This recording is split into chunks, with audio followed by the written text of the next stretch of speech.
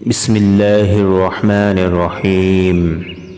جو انسان جتنا خاموش رہتا ہے وہ اپنی عزت کو اتنا ہی محفوظ رکھتا ہے۔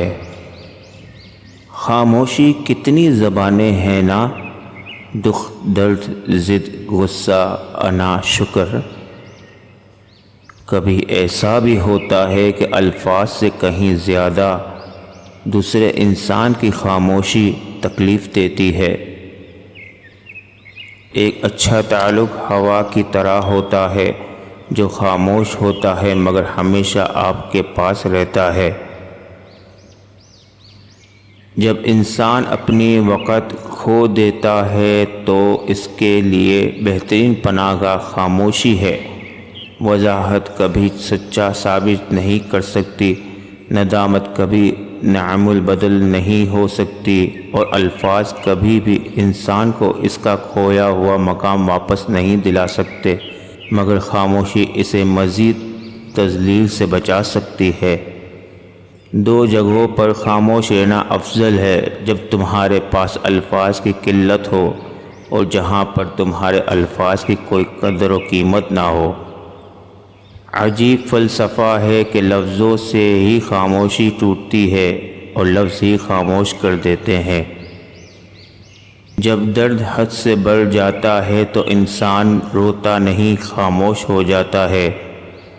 خاموشی ہتھیار ہے ان بہادر لوگوں کا جو لفظوں سے کسی کے دل پر وار نہیں کرتے۔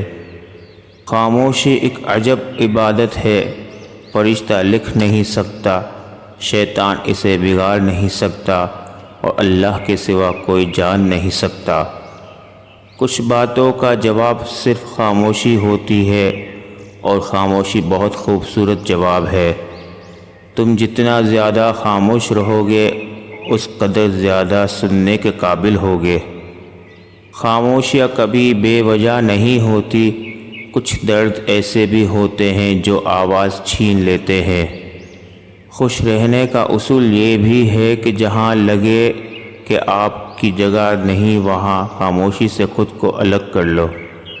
خاموشی ایک عظیم نعمت ہے، بالخصوص اس مقام پر جہاں اختلاف زیادہ، آوازیں بلند، علم کی کمی اور دلیل کی کوئی اوقات نہ ہو۔ جب اندر تک گہری خاموشی چھائی ہو تو باخدا خاموشی کے سوا ہر آواز تکلیف دیتی ہے۔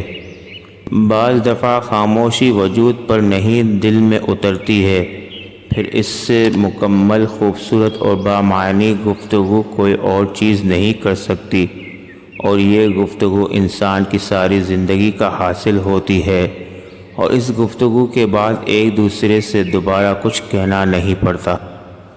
جن کو خاموشیاں بھا جائے وہ پھر بولا نہیں کرتے۔ اپنے خلاف باتیں خاموشی سے سنتا ہوں اور جواب دینے کا حق وقت کو دے رکھا ہے۔